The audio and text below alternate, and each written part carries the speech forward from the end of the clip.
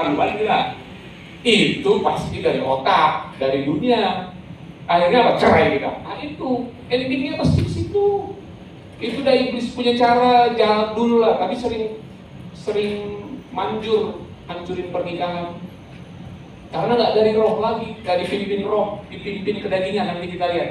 Jadi setelah kita ngalami fellowship, persekutuan dengan Tuhan, makanya perlu care group, ibadah raya, ngopi-ngopi sama Pak Pendeta, ngomongin firman, itu maksudnya supaya dapat pewahyuan, kuat rohnya. Padahal roh kita sama semua, cuma kadang perlu saling ingetin, saling sharing, supaya kuat mempengaruhi pola pikir, pola rasa, pola kita, psikologi, motivasi, salam super dan yang lain-lain. Cuma sampai di sini, ngurusin ini aja mereka. Kata Bang, aku bisa, semangat, yo. Nah itu main di sini aja, pola pikir, pola rasa, pola cinta. Dia cuma bisa sentuh area ini, yang lain-lain dia nggak bisa sentuh. Kita dari sini, ini lebih powerful.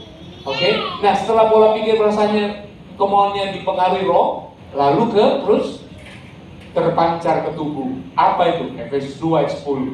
Dibilang apa? Menghasilkan perbuatan baik. Nah, perhatikan. Jadi dia menghasilkan perbuatan baik. Perbuatan baik kita ini dari sini. Makanya saya kasih biru ini memang dari Tuhan. Makanya dibilang begini saudara, di Filipi 1 ayat 12. Kerjakanlah keselamatanmu dengan takut dan gentar, bla bla bla bla. Bukan hanya boleh. Baru ayat 13-nya dibilang. Ayat 13 coba ayat 13. Coba, harus dibaca itu biar jelas. Hidup kita dari hati, keselamatan itu dari hati. Dia bilang begini, Filipi 2 ayat 13 atau 1 ayat 13, kayak 2 ya, Filipi 2 ayat 13. Disuruh kerjakan keselamatan kan, keselamatan itu bicara Tuhan di dalam kita. Nah, dia bilang gini, karena Allah lah yang mengerjakan di dalam kamu, baik kemauan maupun pekerjaan menurut kerelaannya.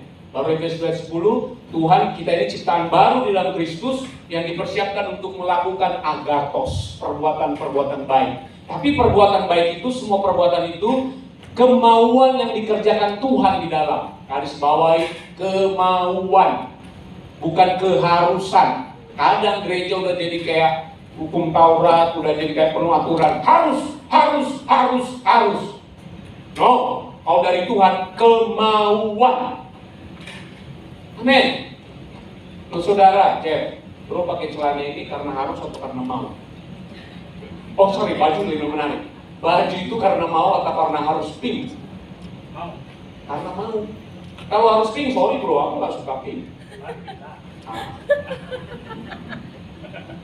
Tapi karena Brojen mau, saudara mau apain? Dia mau. Tahu juga, saudara buat baik bukan karena harus. Orang bilang main lah, Tuhan gak suruh loh, harus pakai uang baik. Uang mau, bukan uang harus. Kenapa? Karena Tuhan yang bekerja di hatiku, tak bisa kulawan. Aku ini hambanya, aku milik Tuhan, tak bisa kulawan Tuhan. Aku mau.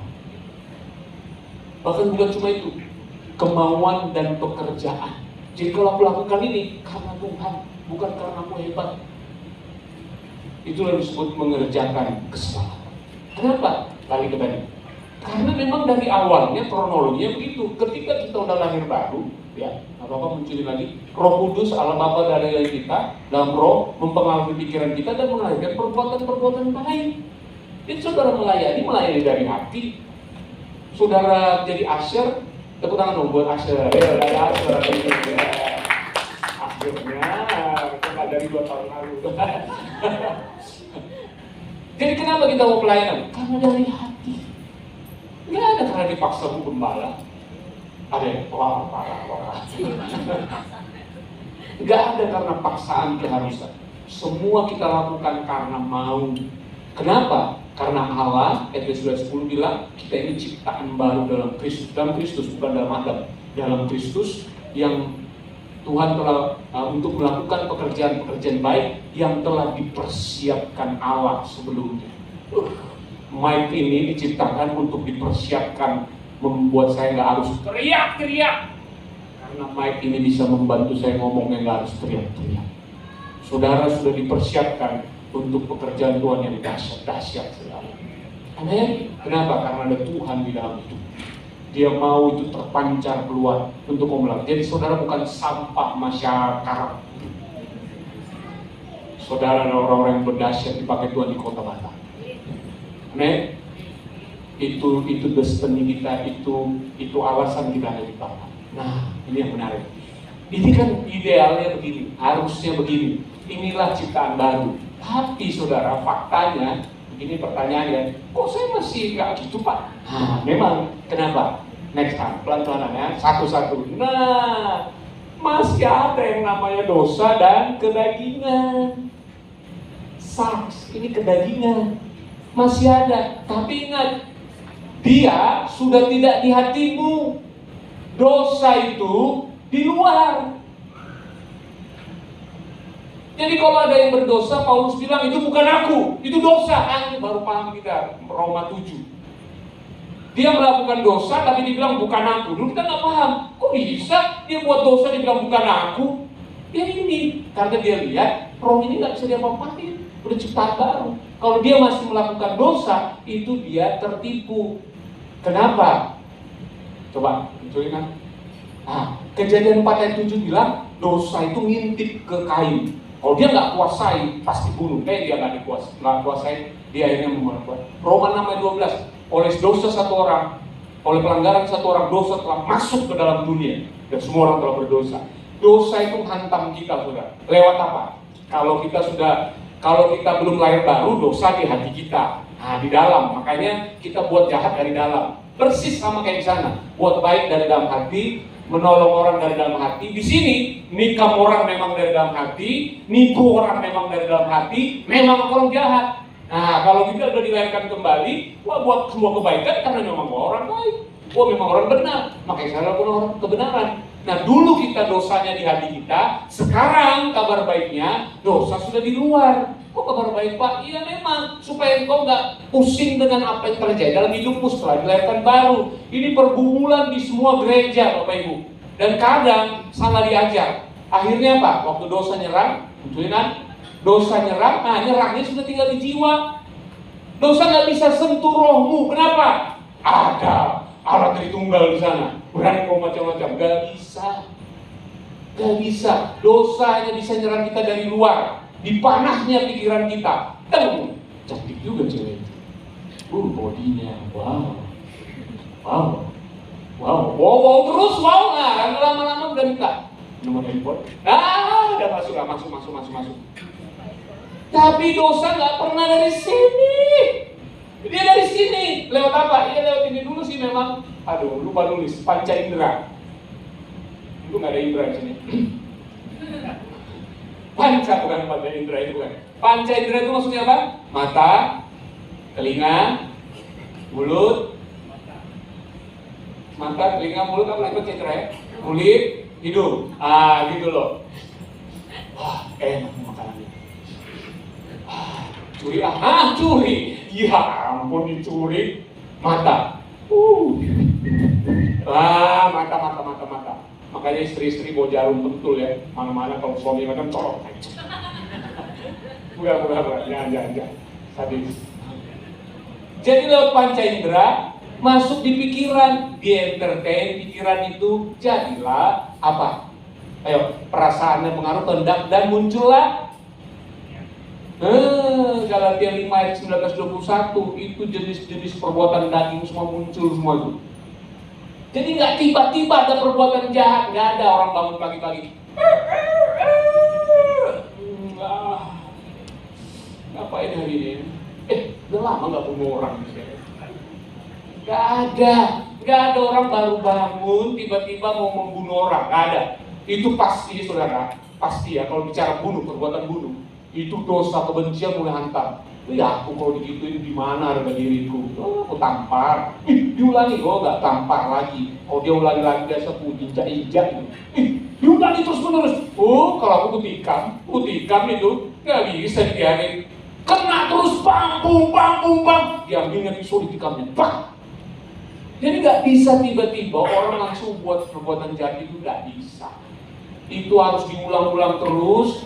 panah-panah si jahat tentang pikiran perasaan kita, jadi perbuatan. Makanya hati-hati dengan mulut kita, panca indera kita, pastikan untuk yang baik, mulia, sedap didengar. Amin. Gak ada yang tiba-tiba perbuatan-perbuatan daging dosa ini muncul dalam tubuh tiba-tiba, gak ada. Pasti dipengaruhi ini. Nah ini yang penting. Di gereja kadang, kalau nggak hati-hati ngajarin ini, nggak benar. Karena ini terjadi berulang-ulang, dosa hantam dia terus menang, dosa hantam dia terus. Dan TKP-nya kan di dalam tubuhnya Paris, di dalam tubuhnya Jeff, di dalam jiwanya Jeff, di dalam Joko, di dalam Yuki. Terjadinya TKP-nya di sini. Akhirnya kita bilang, emang kayaknya punya orang jahat ya. Kena dia loh.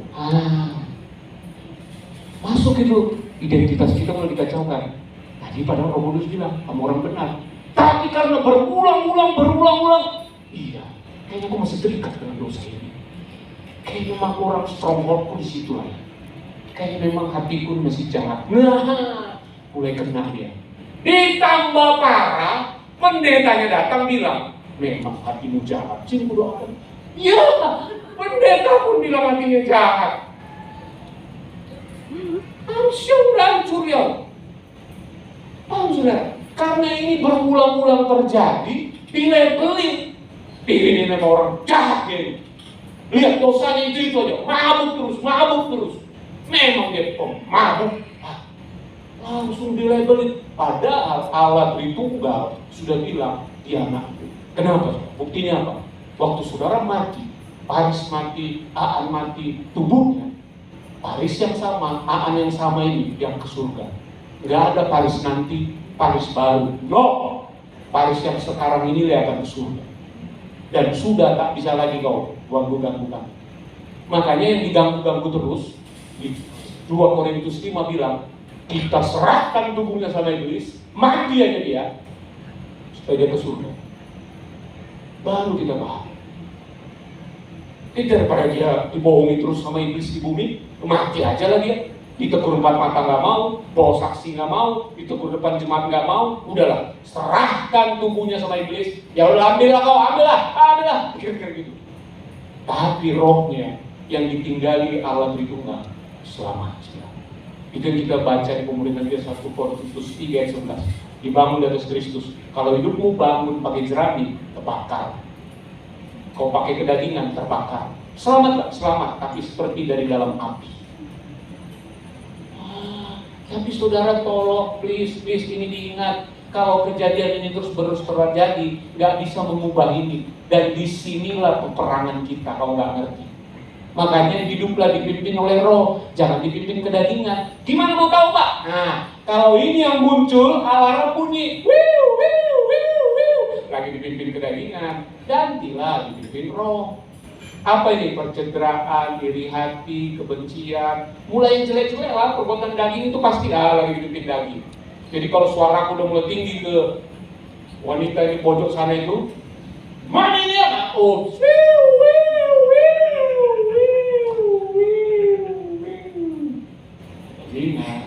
kedagingan. Jangan tertuduh, yang ada rasa nggak damai.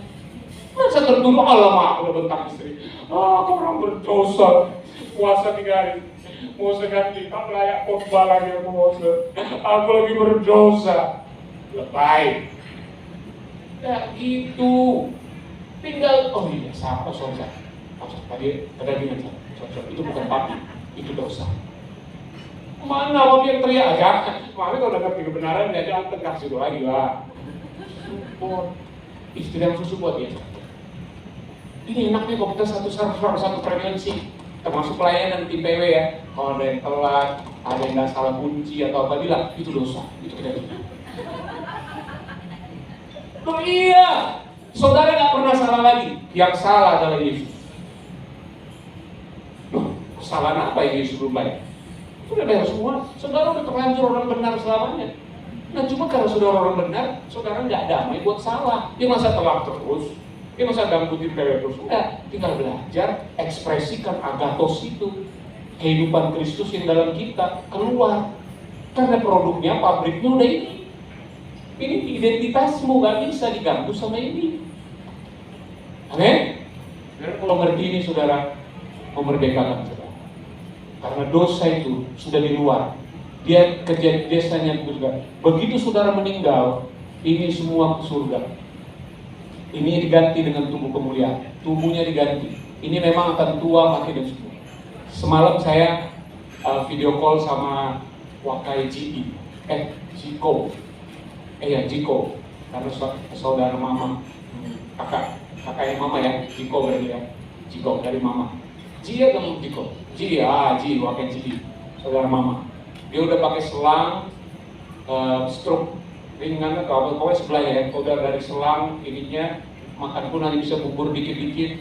Terus doain, tante, hati yang gembira dan obat tante. Ini tubuh yang saya lihat. Yang saya lihat tante ini tubuhnya aja diselangin semua. Tapi tahu gak tante, rohnya tante, hati tante itu kuat. Kapanpun tinggalkan tubuh ini, tante ke surga, tante luar biasa. Jadi ingat tante, hati yang gembira dan obat. Dia karena nggak jelas,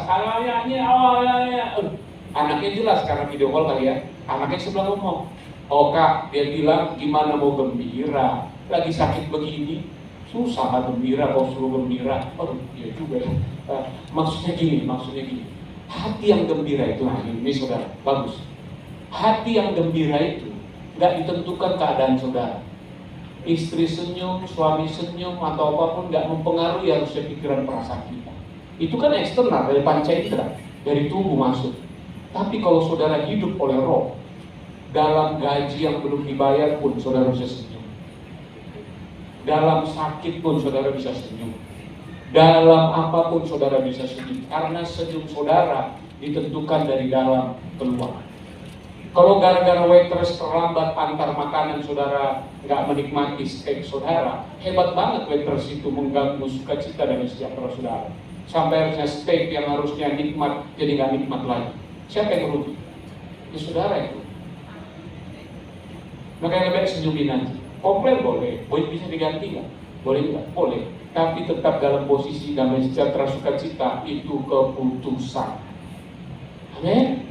Iya, keadaan bisa berubah, situasi bisa berubah. Tapi saya akan tetap putuskan Christ in me. Yesus hidupku, Yesus kebahagiaanku, Yesus sukacitaku, Yesus segalanya. Coba praktek itu saudara. Saya mulai praktek. Waktu saya sadar itu istri lagi mana saya mulai praktek. Tapi masih susah. Susah memang. Tapi lama-lama, boleh interview istri saya di sini. Gimana Pak Faris setelah tahun kemarin? Kalau saya ngomong kan nanti dikira penipuan jemaat. Dia cuma dari istri saya. Ke anak saya gitu juga. Ben. Kenapa? Tuhan yang memberi kemauan. Mau, bukan harus, bukan paksa. Dari dalam hati kita mau apa? Mau hidup benar, mau hidup kudus. Karena seorang benar, seorang kudus. PPL boleh maju ke depan? Oke, yang terakhir kita baca di Roma 8 ayat 16. Kita tutup dengan ini. Roma 8 ayat 16. Sama-sama 16. Sama-sama baca. Ya, roh itu bersaksi bersama-sama dengan roh kita bahwa kita adalah anak-anak. Jadi Roh Kudus nggak pernah nunduk saudara, nggak pernah mendakwa saudara. Sekalipun dosa kedagingan sudah mengajar saudara, tapi saudara ingat, tetap saudara anak Tuhan yang sangat dikasihi. Roh Kudus selalu ngomong itu. Dia nggak pernah sepakat dengan pembenci yang menghakimi saudara. Dia tetap bilang, sekali kau anakku, selamanya kau anakku. Bagaimanapun kelakuanmu, kau sudah dilahirkan kembali menjadi anak Allah. Paling dia nggak bahagia. Hidup dalam dosa tadi menderita saudara. Karena dosanya akan membuat saudara terpuruk dan menjadi korban di dunia. Tapi Roh Kudus mau saudara hidup dalam damai sejahtera kebahagiaan yang nggak pernah lagi bisa diberikan oleh Allah. Oke, boleh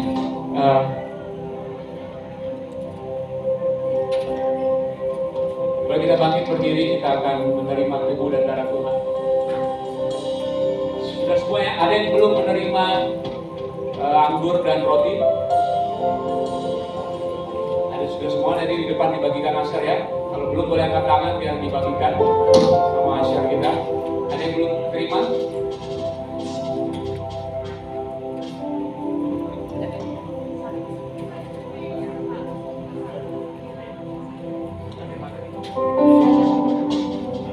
Ada? Dan kuat?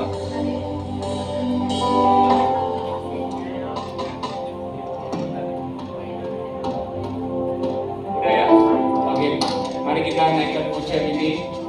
Siapkan nanti kita terus mengingat bahwa Bapa yang menebus kita tanpa syarat, membayar semua dosa kita, lunas di atas kayu salib, bukan karena kehebatan kekuatan kita, tapi hanya karena kasih-Nya yang besar bagi setiap kita.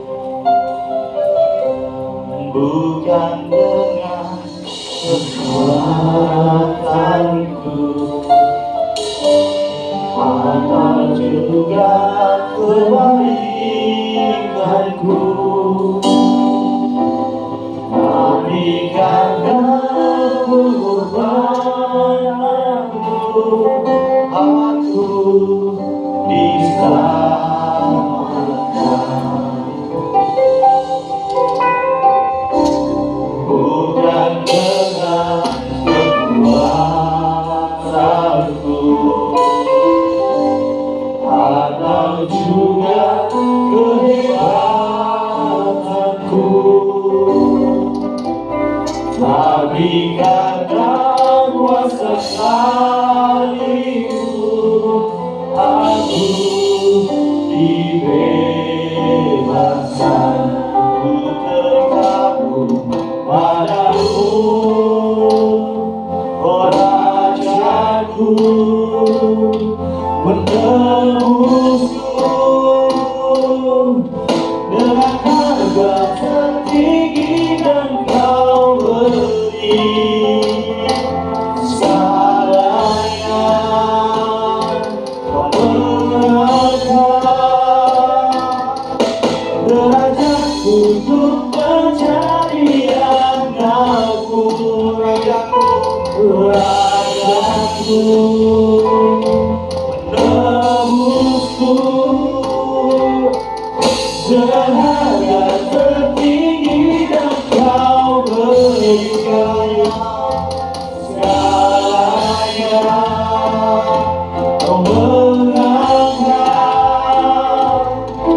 derajatku untuk menjadi anakku, Bapa Kau Rajaku. Di tanganmu adalah tubuh dan darah Tuhan. Dan Tuhan Yesus ketika Ia ada di dunia ini, Dia berkata, barang siapa makan tubuh dan darahku, ia tinggal di dalam aku dan aku di dalam dia. Kemudian Dia berkata, sama seperti Bapa yang hidup mengutus aku datang ke dunia ini. Selama Dia ada di dunia, Dia hidup oleh Bapa yang mengutus Dia. Demikian juga barang siapa yang memakan tubuh dan minum darahku akan hidup oleh Yesus. Saudara, kenapa kita terus mau perjamuan kudus? Supaya pikiran, perasaan, dan kehendakmu yang mempengaruhi hanya Yesus. Ingat, engkau hidup oleh Yesus, bukan oleh gajimu, bukan pekerjaanmu, bukan harimu, gym, olahragamu, bukan. Barang siapa makan dan minum darahku, makan tubuhku, akan hidup oleh aku, kata Yesus. Karena itu mari kita angkat roti tangan kanan kita. Kita deklarasikan kepada pikiran kita pertama, kepada perasaan kita dan kemauan kita, bahwa kita dalam milik Kristus. Dan perkatakan kepada dunia, oh kau hidup karena Kristus, bukan karena dunia. Dunia memang akan dibuatkan akan semakin susah, peperangan, situasi akan semakin sulit. Tapi ketahuilah, kehidupan di dalam jauh lebih hebat daripada situasi di dunia sana. Corona sudah kita lewati, saudara. Pandemi sudah kita lewati. Bukan karena hebat kuat kita, tapi karena ada kehidupan yang dahsyat tinggal di dalam.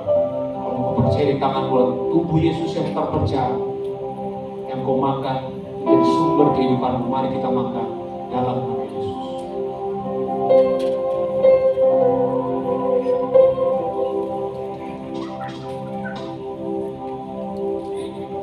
Mari kita angkat di tangan kanan kita.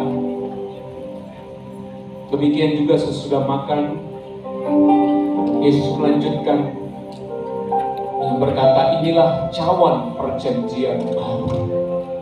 Saudara, perjanjian itu sudah dimeteraikan dengan darah Yesus. Artinya isinya sudah selesai, sudah paripurna, gak bisa diedit, gak bisa dibatalkan, gak bisa diganggu-gugat, sudah sah. Dan perjanjian baru itu dia berteriak, sudah selesai. Engkau orang benarnya Allah, engkau orang kudusnya Allah, engkau anak-anak Allah yang sangat dikasihi, engkau pewaris kerajaan surga. Darah ini akan terus berteriak dari dalam rohmu, bahwa engkau adalah anak Allah yang sangat dikasihi. Roh Kudus akan menjadi penolong, penghibur, dan sumber kekuatanmu. Engkau percaya, engkau hidup dalam perjanjian baru yang dimeteraikan oleh darah Yesus. Mari kita minum dalam nama Yesus. Haleluya. Terima kasih Yesus. Semua kita yang diberkati Tuhan, sama-sama kita katakan amin. Silakan duduk Bapak Ibu.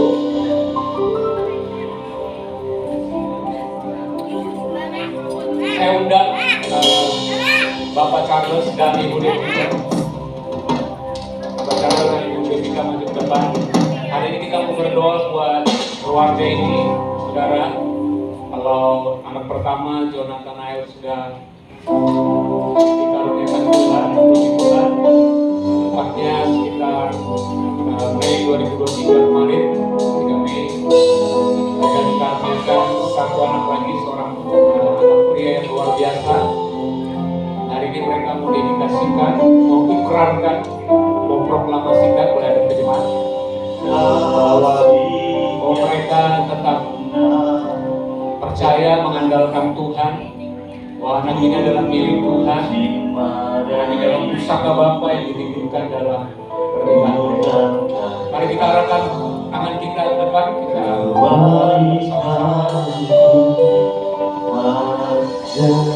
oleh kasih mengalir kasih Bapa itu buat kami, mengalir kasih Bapa yang ada dalam masyarakat kita. Hanya dengan kasih agape, kasih Bapa yang kita tanggung jawab sebagai orang tua.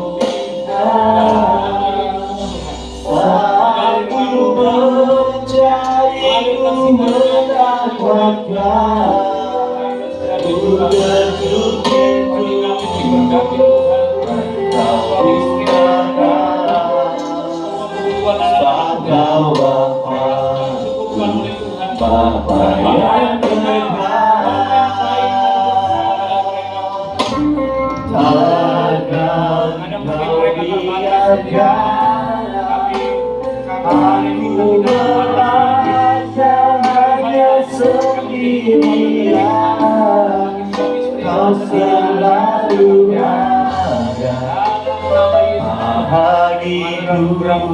hidupku, sebab Kau makasih. Dan hari ini kami berdoa buat Bryce Javian. Engkau adalah prianya Allah. Engkau lahir ke dunia ini karena semua destiny. Karena itu engkau akan menjadi pemimpin buat generasi. Tuhan akan memperbesar kapasitasmu, pengaruhmu, untuk kau menjadi surat yang terbuka, alat di tangan Tuhan yang dahsyat, anak panah di tangan pahlawan yang luar biasa, untuk menggenapi tujuan Tuhan menciptakanmu lahir di dunia ini. Karena itu pertumbuhan yang sehat luar biasa, baik tubuh, jiwa dan rohmu sempurna dalam Kristus. Dan semua kebutuhanmu telah dicukupkan oleh Allah Jehovah Jireh. Bahkan kemenangan demi kemenangan kau lihat dari masa kecil. Di dalam nama berkat Allah Abraham, Ishak dan Yakub, Allah yang sama juga menyertai perjalanan kita. Allah yang hidup, Allah yang dahsyat terjadi dalam diri Praise Yesus yang Tuhan. Dalam nama Yesus kami berdoa. Amin. Amin. Dan tepuk tangan buat Tuhan. Haleluya. Ya, biar aku yang pengumuman care group kita berjalan seperti biasa minggu ini. Dan kalau saudara rindu terus bertumbuh dalam pemuridan kita, pengenalan Injil kasih karunia Kristus, saudara bisa join bersama-sama UI kita. Dan saudara mau lebih lagi terlibat di pelayanan nasional boleh. Atau saudara ada ide-ide kreatif yang lain untuk kita terus kembangkan pelayanan di tempat ini, boleh sampaikan ke kita, sama-sama kita doakan. Pelayanan Reborn Youth dan Reborn Kids juga masih butuh banyak tenaga. Kita sama-sama dari kecil mereka, dari masa remaja mereka terus bertumbuh dalam pengenalan Kristus. Baik, itu saja, mari kita bangkit berdiri, kita akhiri ibadah kita hari ini. Mari kita arahkan hati kita kepada Tuhan. Pulanglah membawa damai sejahtera, sukacita dari Allah Bapa, cinta kasih yang membuat Dia menyerahkan anaknya yang tunggal, cinta kasih yang besar itu yang membuat engkau berani menghadapi apapun karena kasih yang sempurna yang melenyapkan ketakutanmu. Bahkan Sang Gembala Agung Yesus Kristus Tuhan yang menjamin hidupmu sampai Maranatha Ia datang kedua kali, tidak ada satu domba pun yang terhilang dari penggembalaannya. Engkau domba yang sangat dikasihi, Dia mengasihimu dengan nyawa. Bahkan persekutuan dengan Roh Kudus yang tinggal dan telah menceraikan rohmu suci sekali untuk selama-lamanya. Dan kau ditempatkan menjadi baik Allah. Roh Kudus tinggal di dalammu yang menjadi penghibur di masa-masa sukarmu, penolong di masa-masa kelemahanmu. Bahkan Dia menjadi kekuatanmu yang tak terbatas, karena Dialah yang membuat segala jagat raya alam semesta ini ada. Kuasa penciptaan itu ada di dalammu. Mulailah perkatakan hal-hal yang kau lihat, perkatakan hal-hal yang kau terjadi bersama dengan Roh Kudus. Katakan firman itu di dalam nama Allah Bapa, Putra dan Roh Kudus, dalam nama Tuhan Yesus Kristus.